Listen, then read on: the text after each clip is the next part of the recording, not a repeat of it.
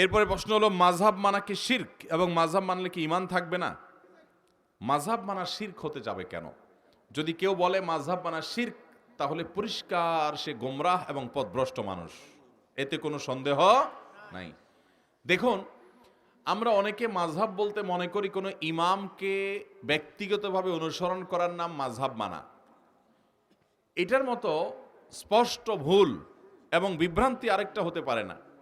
আমরা এটা ভুল বুঝি, আমরা জানি না মাযহাব মানে কোনো ব্যক্তিকে ব্যক্তিগতভাবে তার ব্যক্তিগত মতগুলোকেই শুধু অনুসরণ করলাম, কোরআন হাদিস বাদ দিয়ে পাশ কাটিয়ে, ব্যাপারটা এটা না। এই যে প্রসিদ্ধ মাযহাব অনেকগুলো আছে, এই অনেকগুলো মাযহাবের ভিতরে ধরুন হানাফি মাযহাব, ইমাম আজম আবু রহমতুল্লাহ মাযহাব, এটার মানে কি ইমাম আজম আবু হানিফা যা বলছেন কোরআন হাদিসের সাথে মিলুক বা না মিলুক অন্ধভাবে সেটা মানার নামই কি হানাফি মাযহাব? এটা ভুল, এটা হানাফি মাযহাব না। আমরা অনেকে জানি না হানাফি মাযহাবে ইমাম আবু হানিফা রহমতুল্লাহ আলাইহির শত শত ফতোয়া হানাফি মাযহাবেই গ্রহণযোগ্য না।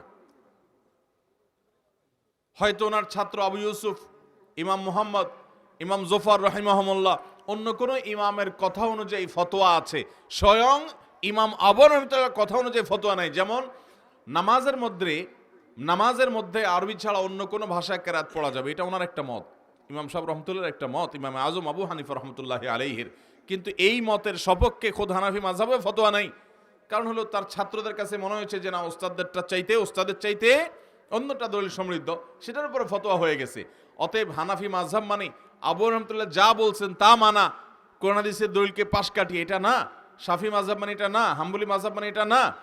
হ্যাঁ, ওনারা কিছু মূলনীতি স্থাপন করেছেন কোরআন হাদিস বোঝার ক্ষেত্রে, মৌলিক হাদিস যেগুলা একটা হাদিস থেকে শত শত মাসআলা উৎকলন করা যায়, ওইগুলার মূলনীতি তারা স্থাপন করেছেন, সেটা মাযহাব। এই মাযহাব মানাটা এটা শিরক যদি কেউ বলে, তাহলে সে অত্যন্ত বিভ্রান্তির মধ্যে আছে, এটা কখনো শিরক হতে পারে না। তবে হ্যাঁ, এই মাযহাবের ইমাম সাহেবগণ এবং গোড়ার মানুষগণ তারাই আমাদেরকে বলেছেন, তারাই আমাদেরকে শিক্ষা দিয়েছেন যে আমরা মানুষের ভালোটা গ্রহণ করব। আপনার এলাকাতেও যদি কোনো হুজুরের কোনো বক্তার, ইভেন আমি কথা বলতেছি, আমার কথার ভিতরে যদি মনে হয় না হুজুরের এই কথাটা বেলাইন হয়েছে, এটা উনি ভুল বলছে, ছুঁড়ে ফেলে দিবেন।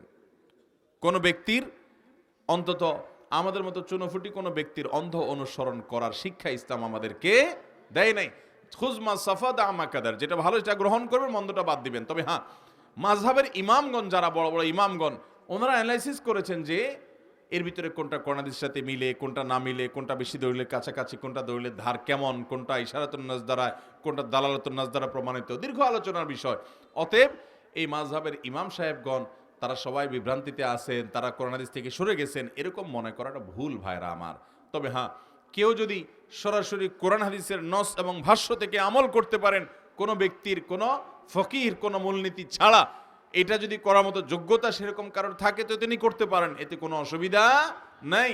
তাকে ওই মাযহাব মানতেই হবে কোনো না কোনোভাবে, এমন কোনো শর্ত সবার জন্য নাই। আপনি যদি মুস্তাহিদ হন, আপনি যদি হাদিস এবং কোরআন নুসুস সম্পর্কে এরকম জানেন এবং সেটাকে অনুসরণ, কোনো অসুবিধা নেই। ভাইরা আমার, আমরা যতই বলি, আমরা দিন শেষে অনেক উলামা ইকরামের ব্যাখ্যাটা আমরা মানি, আমার নিজের অজান্তে তার উসুল এবং তার মূলনীতিগুলোর আমি অনুসরণ করছি। অতএব এই বিষয়গুলো নিয়ে আমরা বাড়াবাড়ি ছাড়াছাড়ি থেকে আমরা বেঁচে থাকবো। আল্লাহ আমাদেরকে সে তৌফিক দান করুন। আমরা আমাদের যে সমস্ত ভাইরা রফে আদাইন করেন, যে সমস্ত ভাইরা আমিন জোরে বলেন, তারা আমাদের ভাই কি ভাই না বলেন? কিন্তু আমাদের দেশে মসজিদে এটা নিয়ে গন্ডগোল আছে না নাই? জোরে আমিন বলে অথবা রফে আদাইন করে, তাদেরকে অনেক মসজিদ থেকে পারে না ধাক্কা দিয়ে বের করে দেয়। তাদের কোনো মসজিদ থাকলে পারে না, সে মসজিদ ভেঙে দেয়।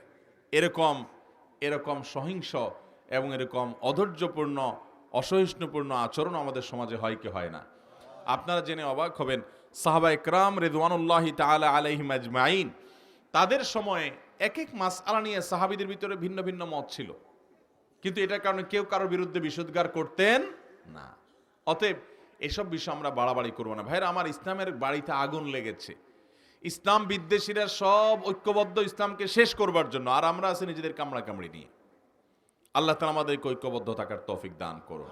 আরে ভাই, কত মানুষ নামাজই পড়ে না, আর ওই লোকটা তো নামাজ পড়তে আসছে, আপনি তার বুকের সাথে মিশান, তাকে ওয়েলকাম করেন, তাকে মসজিদ থেকে দূরে সরাবেন না। মসজিদ আমাদের কারোর বাপ দাদার নিজের সম্পদ না। ভাইরা আমার, আপনাদের এলাকাতে মসজিদে ঘুষখোর আসতে পারে?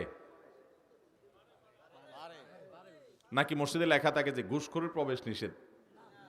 এরকম কোনো সিস্টেম আছে? তারপরে জনগণের সম্পদ আত্মসাৎকারী, সুদের কারবারকারী, 2 নম্বর কাজকারী, এরকম মানুষরা মসজিদে আসতে পারবে না, এমন কোনো কথা লেখা থাকে মসজিদে? তাহলে বোঝা গেল মসজিদে চোর, বাটপার, টিনচোর, গমচোর, দুর্নীতিবাজ, সুদখোর, ঘুষখোর, হ্যাঁ, মাদকের কারবারি, এমনকি যৌতুকখোর ধরলে তো বেশিরভাগ লোক এখানেও ধরা পড়বে। মসজিদে যাওয়ার অনুমতি থাকে কি থাকে না সবার? তো সবার যদি অনুমতি নিয়ে যেতে পারে, তাহলে হাদিসের উপরে আমল করতে গিয়ে এক আল্লাহর বান্দা রফেদান করছেন, আমিন জোরে বলছেন, তার মসজিদে আসার অধিকার নাই? তাহলে এগুলো নিয়ে আমাদের মধ্যে বাড়াবাড়ি হওয়া উচিত না। পারস্পরিক শ্রদ্ধা জিনিসটা থাকতে হবে। আল্লাহ আমাদেরকে সে তৌফিক দান করুন।